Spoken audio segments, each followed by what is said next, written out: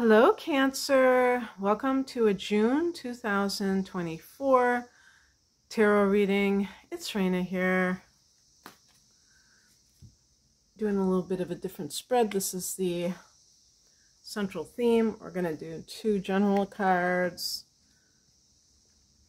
for themes for the month. And then this is a card for the new moon and a card for the full moon. Okay, now I am going to do a challenge card just because I think that's always helpful. And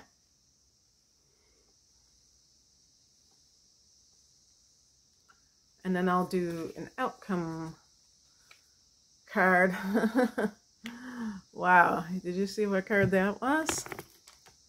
All right.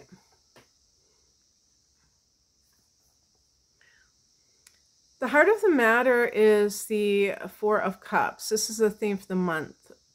The Four of Cups is emotional dissatisfaction, although I did see a more positive interpretation in one of my books that I think said something like emotional stability, which can come, maybe you have been dealing with a lot of a person or more than one person in the past who was flaky, in other words, not really emotionally available and in and out. And perhaps somebody has come into your life that is much more somebody that you can put your faith in.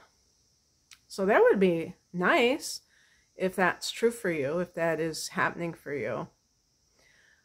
But I think that a lot of times it can be the dissatisfaction. The number 4 connects with Saturn, which is the sign that the planet that rules Capricorn and Aquarius, but we won't talk about that. But it's sometimes it can be limitations. Sometimes it can be restriction. But there's always a higher reason, and this is where when people are interpreting things, they tend to go off too negative. This is not meant to suggest that June could be a terrible month for you, but actually the exact opposite. Because Cancer, if you have been in denial over a relationship, over a job situation that maybe it's lucrative or it pays decently or you're just happy to be employed, but you're feeling a sense of negative emotions. 4 of Cups can be a flatness. It doesn't have to be hysteria or anything that's very severe. It could just be dissatisfaction, like something is not fulfilling to you. Maybe at one time it was, and that can go for a relationship too.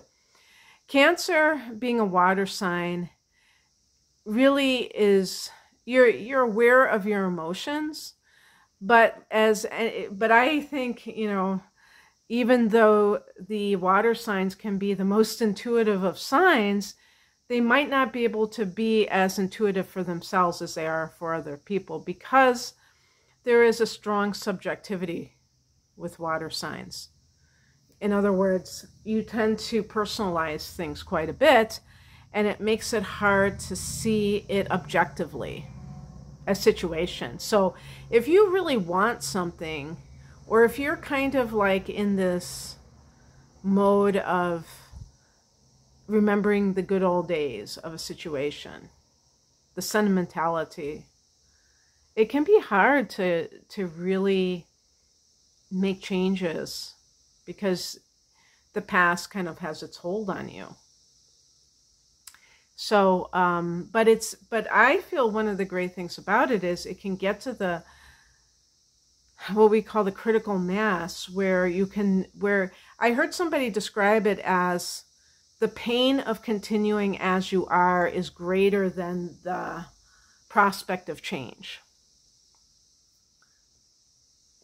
So let's look at these two cards that represent the energies of the month. Let's start with the Temperance card. I don't know which one I picked first. It doesn't matter.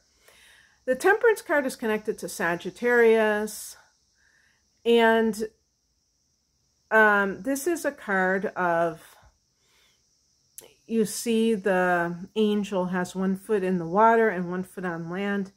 It's about the spiritual, melding the spiritual and the material. What that means in practical terms is that anything that you do, including any relationship that you choose, it can't just be about one thing. So if you marry somebody for money or for, you know, financial security, or because you think they would make a great father or mother for your child, chances are, if that's the only reason that you're with that person, that's more of a practical reason. And the spiritual reason could be quite lost to you. Sometimes people recognize a kindred spirit in somebody that they meet, but there's no, they don't have like a practical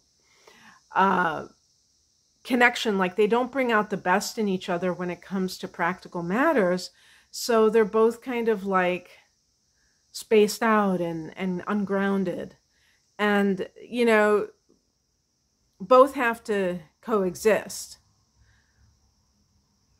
And, you know, like if you don't look at that person as having a practical influence over you, and you just see it in terms of the spiritual, maybe that person doesn't like to pay bills. Cancer would go crazy at that because you tend to be very on top of practical things.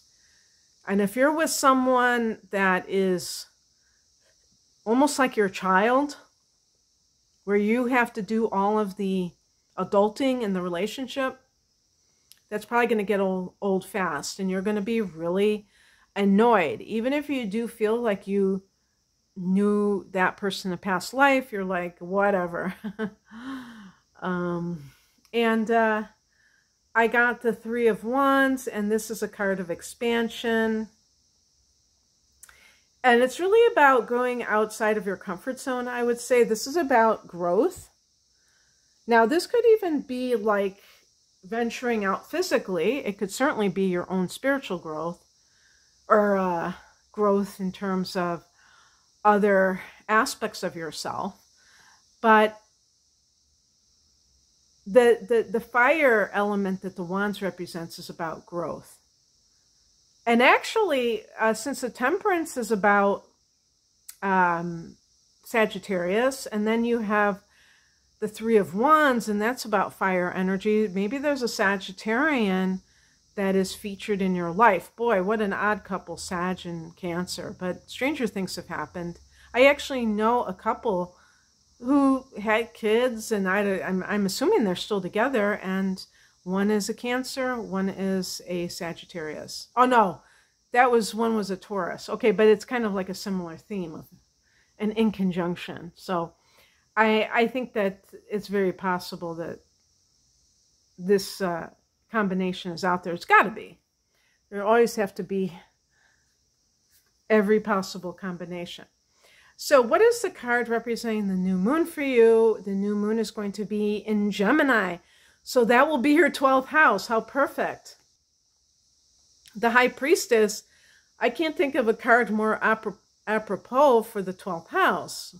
Maybe the Hermit, maybe, you know, there might be a couple more cards, but definitely the High Priestess, the Moon card too, but the High Priestess for sure. So the new moon in the 12th house in astrology is Pisces domain. For you, it's in the sign of Gemini. Of course, I'm talking about in a general sort of way. And that could be a new spiritual practice. That could be a new spiritual center that you're going to, a new spiritual teacher that you are learning from.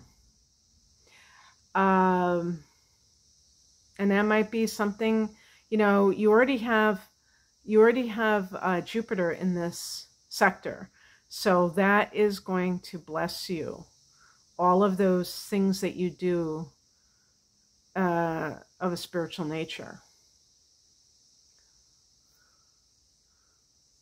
For the full moon, which happens to be in your opposite sign of Capricorn, on the 21st of the month, I pulled this in the opposite, you know, like the reversed way. The Two of Swords, you can see the blindfold.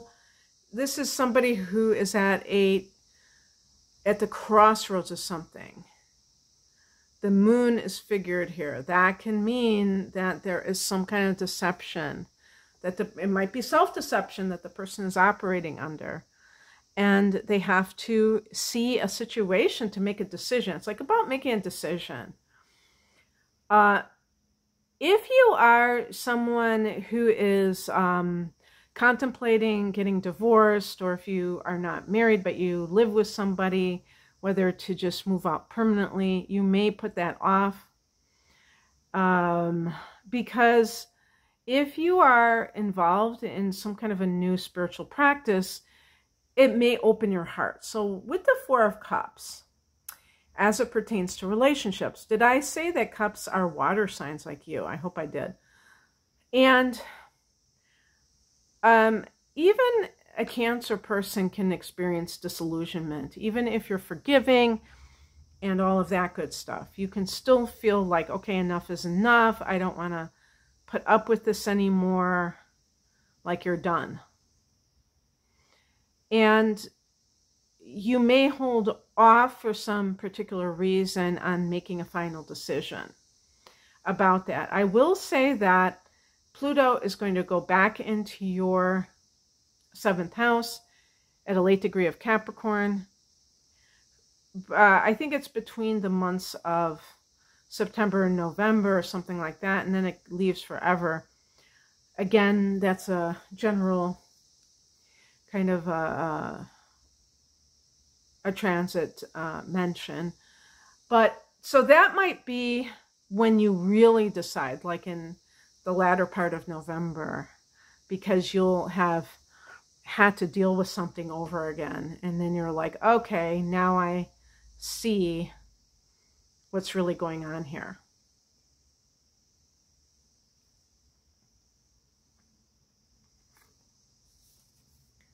What crosses you is the Seven of Cups. This is a card of indecision. Sometimes it can be that you have a lot of choices, things to choose from, and it's really more about discernment. But I think this is about wishful thinking. Again, you know, if there's a decision that you have to make, you may be, you know, framing something in a positive way where it really isn't as positive as you're making it out to be. Like you're putting on those rose-colored glasses, perhaps. And sure enough, when that happens, the Tower card. Now, usually I think of this in terms of eclipses. But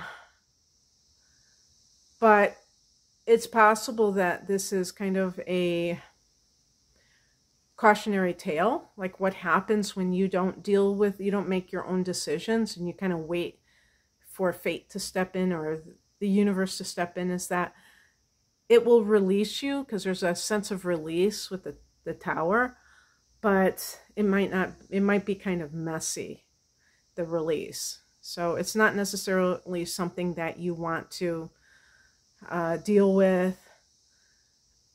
It's something that you want to control as much as you can, so that you can forego some of the more out of control aspects of it. Let me just pick an additional card off the top here. Okay, Five of Cups is grieving the loss of something. So it seems to me, you know, so here I have the Four of Cups and the Five of Cups. It seems to me that Cancer has been postponing something that is inevitable. You've probably been dissatisfied for a long time with a certain relationship. And I want to make it clear that this does not have to be a romantic one, you know, like a spousal relationship or anything like that. It could be a friendship. It could be anything. It could be a family member. And it's like you have to grieve the loss of this. It could come very suddenly, as the Tower represents. But the point is that it probably was a long time coming. So rather than kid yourself and say, oh my gosh, this is so terrible, that you're able to say, yeah, I knew that this was on the rocks, this relationship, and it was just a matter of time. And then you won't create this drama and this fake narrative about what is really going on. And you'll be able to say, yeah, okay, maybe I held on too long. Those claws of the crab are very, very tenacious. Okay, that's what I have for you, Cancer. I hope that this resonated. If you would like a private reading, I have package deals with my astrological readings. I have, you know, individual types of astrological readings. I do private tarot readings too, by the way, but most of my readings are astrology based. You can find out more information at the link below. Thanks for watching. Bye.